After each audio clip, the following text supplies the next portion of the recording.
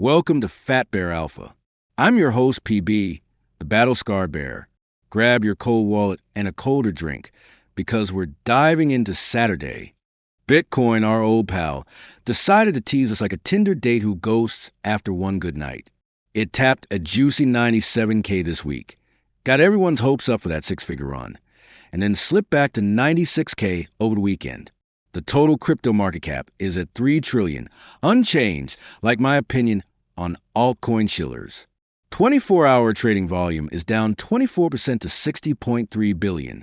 Bitcoin dominance still riding high at 63.8%. The fear and greed index is at 56, up a single point and still very neutral. For alt performance, the winners are Stake Stone, Pudgy Penguins, New XAI Gork, and Hadal Protocol. The losers are Turbo, AI16Z, Vine, and AIXBT. Next is the macro situation in the United States, land of freedom and federal layoffs. The U.S. federal workforce getting sliced up like a bad leverage trade. For the fourth month running, government jobs took a hit.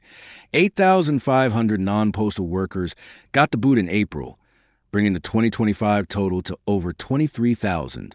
Throw in the postal folks, and it's 9,000 gone last month, 26,000 for the year. Because Elon Musk are swinging the axe via the Department of Government Efficiency. Yeah, they call it DOGE because branding is everything. The White House claims 200,000 federal workers have been canned since Trump took office, with Musk leading the charge like he's tweeting from a Tesla factory. This is the most aggressive federal workforce cut since Reagan was rocking shoulder pads in the 80s. Back then, he slashed 46,000 jobs, and Trump's already halfway there. Online betting sites are wagering they'll hit 300,000 by year-end, out of a 2.4 million strong workforce. Musk's Doge squad is out here promising to trim the fat, but the numbers are murkier than a DeFi liquidity pool, and Doge itself ain't sharing stats. Now, we got some spicy crypto news lined up. First up, Deribit, the world's biggest crypto options exchange, is apparently eyeing a move into the U.S. market. It's because Trump's administration is rolling out the red carpet for crypto, promising to make the U.S. the crypto capital of the world. I mean, sure, Donnie. Let's see if you can deliver on that before you start another tariff trade war. Deribit's licking its chops after the Biden years, when the SEC and DOGE went full Terminator on crypto firms post-FTX collapse in 2022. Now, with Trump waving a friendlier flag, Deribit and a bunch of other Euro and Asian firms are like, maybe the U.S. isn't a regulatory hellscape anymore. My take? Good luck, Deribit. The U.S. market's a whale-sized opportunity, but you're going to need more than Trump's tweets to dodge the SEC's laser eyes. I've seen too many exchanges get wrecked by fines to believe in fairy tales. Still, if they pull it off, options trading might get a nice little pump, maybe even enough to make me forget my 2021 tax bill. Next story. Kraken Exchange just busted a North Korean hacker trying to sneak into the front door by applying for a job. Yeah, you heard that right. This wasn't some 4chan script kiddie. This was a full-on espionage plot. Kraken security team sniffed out the candidate after matching their resume to a list of hacker email addresses floating around the industry. Turns out, this was part of a bigger North Korean campaign that allegedly siphoned $650 million from crypto firms in 2024 alone. Kraken's red team went full Sherlock, uncovering a web of fake identities targeting crypto jobs. Their blog post basically screamed, "Not today, Lazarus," and I respect the flex. But let's be real, this is the crypto Wild West. If hackers are waltzing into HR inboxes, we're all one bad hire away from a multi-sig disaster. Moral of the story? Maybe don't hire John Smith with a Gmail that screams I'm a spy. I've been saying the space is a circus, and now we got clowns in suits proving me right. Last story. Kaia Chain is a new Layer 1 blockchain that's trying to be Asia's golden child. Kaia is a love child of Clayton and Finskia, backed by Asian tech giants Kakao and Line. Think KakaoTalk and Line Messenger, with combined 250 million users. They're gunning for Web3 dominance with some spicy stats. For 1,000 transactions per second, 1-second block times, and EVM compatibility. And they onboard 35 million users in a month via Line Mini dApps, raking in $2 million in sales and 3 million new wallets. Not bad, Kaia. Not bad. They're flexing 20 million active addresses, outpacing other EVM chains, and their market cap's only 8% of tons despite a fully circulating supply. They're leaning hard into Japan and South Korea, crypto hotspots with regulation on their side, but they're up against big dogs like Ton and Sinium. Kaia's got the tech and the user base, but in this game, you're either a whale or chum. I've seen too many next big things fade into obscurity faster than a shitcoin after a pump and dump. If they can keep the momentum and not get eaten by the layer 1 sharks, maybe they've got a shot. Lastly, we got the DeFi news of the day. First up, Lombard's trying to drag Bitcoin out of its store value cave and into the DeFi party, where it can earn yield like a proper altcoin. L-BTC is their liquid stake token, built on Babylon, letting Bitcoin holders stake their BTC, earn native yield, and still play in DeFi without selling their precious sats.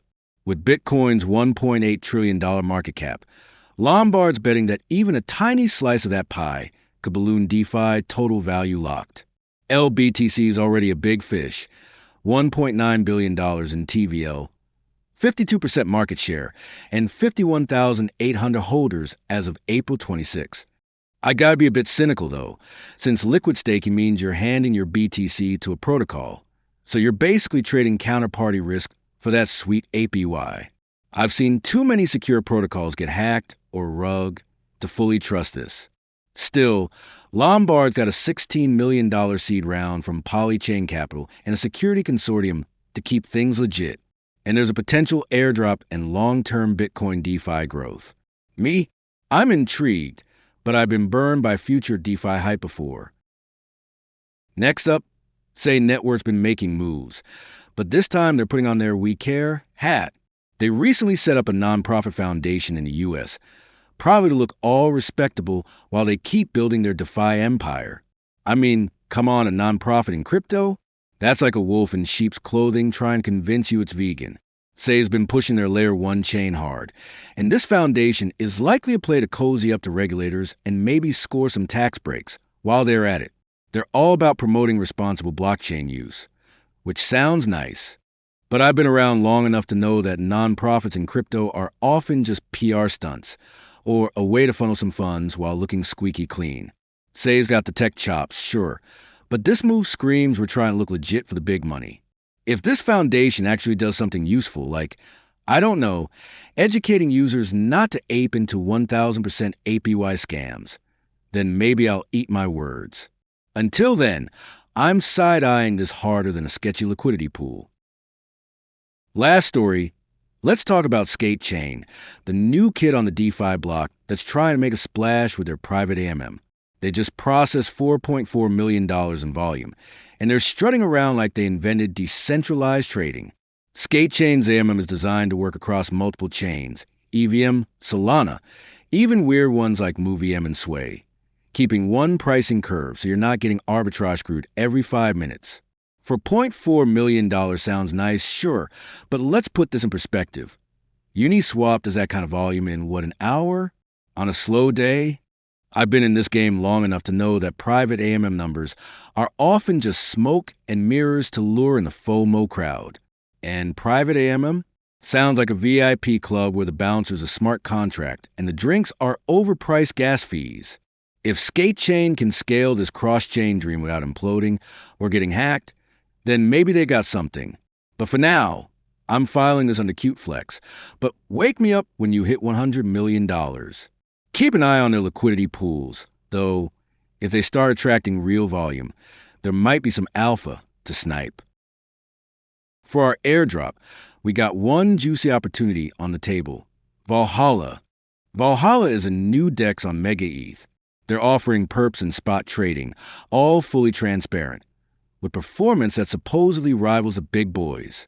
And they've got a permissionless token listing system, so anyone can list a token without begging a gatekeeper.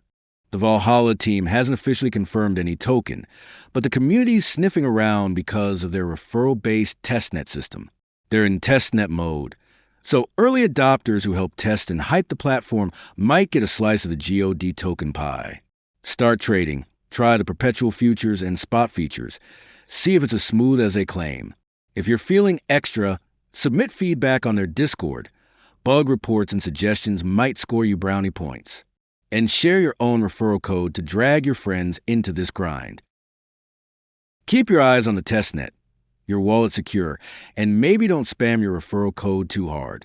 This is PB, signing off for the week.